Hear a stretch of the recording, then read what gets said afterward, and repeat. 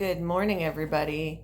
Welcome to today's devotion for August 17th.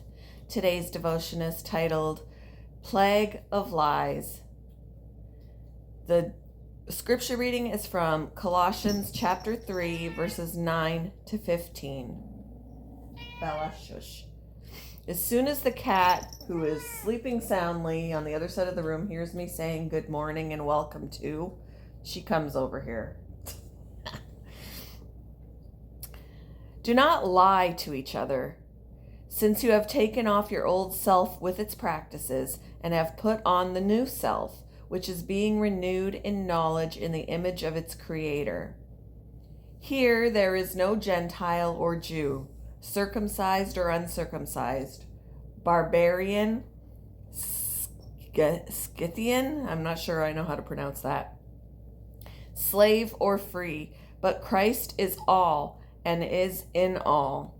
Therefore, as God's chosen people, holy and dearly loved, clothe yourselves with compassion, kindness, humility, gentleness, and patience.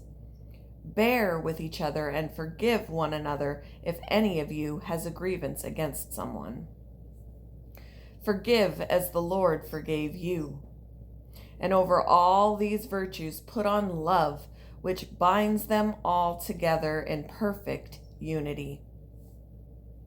Let the peace of Christ rule in your hearts, since as members of one body you were called to peace. And be thankful.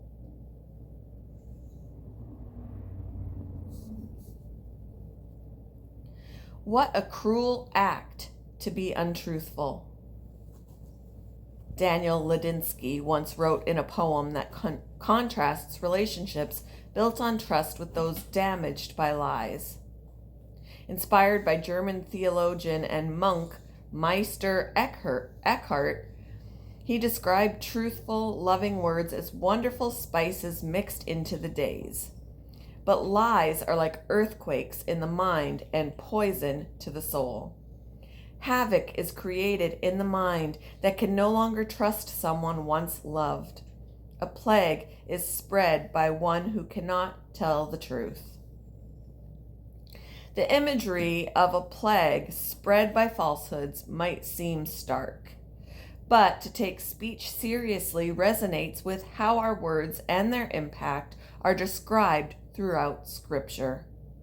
When Paul explains to new believers the difference between life before and after their union with Jesus, words take center stage.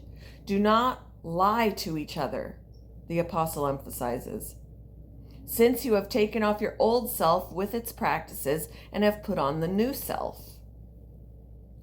There are many reasons to be tempted to lie or distort the truth. Sometimes we might think it's the best way to protect ourselves or others. But through Christ's love, through His Spirit at work in our hearts, we learn a different way. One transformed by compassion, kindness, humility, gentleness, and patience. And we learn how forgiveness and love can create the kind of trust and peace that brings rest to our souls. How have you seen damage caused by a lie? How does forgiveness and love help you live with honesty? Thank you for joining me for today's devotion, and I hope you all have a wonderful day.